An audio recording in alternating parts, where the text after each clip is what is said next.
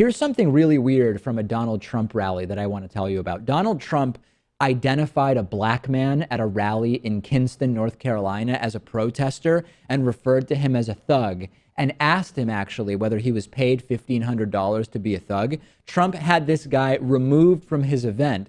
It turns out that in spite of being black, this was the rarely spotted black Trump supporter.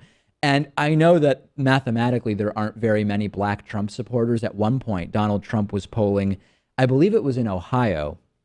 Yeah, in Ohio, Trump was polling 0% with African Americans. But at least pretend like there's a black guy there who might support you if you're Trump. I'm talking about C.J. Carey, who is black. He told the local paper there in North Carolina that he supports Trump and wants to encourage him to be more inclusive of black people and women and people with disabilities and college students. He's on record as supporting Trump because he is, quote, honest, according to the 62-year-old Trump supporter. He had a note that he brought about his ideas for the campaign, and he was about 20 or 30 feet from the stage waving it, and Trump began slamming him, referring to him as a thug, and having the guy kicked out. This is a Trump supporter, mind you. Let's take a look at the video. We have a protester. By the way, were you paid $1,500 to be a thug? Where's the protester? Yeah. Where is he? Was he paid? You can get him out. Get him out. Oh, man.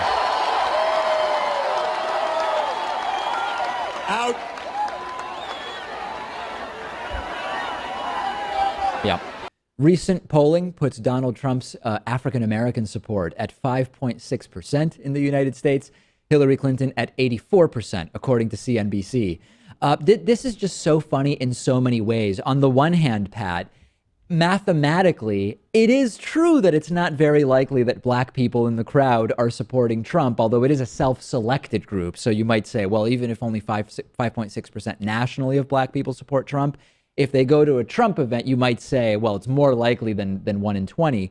But at the same time, the writing off of this guy as obviously a protesting thug, if you're trying to appeal to the black vote, this is not the way to do it. No, it's not going to court black supporters whatsoever. And it's just crazy to see the mob mentality take over at these Trump rallies. I mean, they're just going to follow whatever their leader says to do, kick him out. We'll pay for his legal fees, whatever it is. And every single time I see a headline about what Trump did or said, this time Trump calls a black supporter a thug and kicks him out. I always think, I'm sure the headline is sensationalizing. And if I actually read the article or watch the video, it's not as described. It can't possibly be that bad. They must be exaggerating.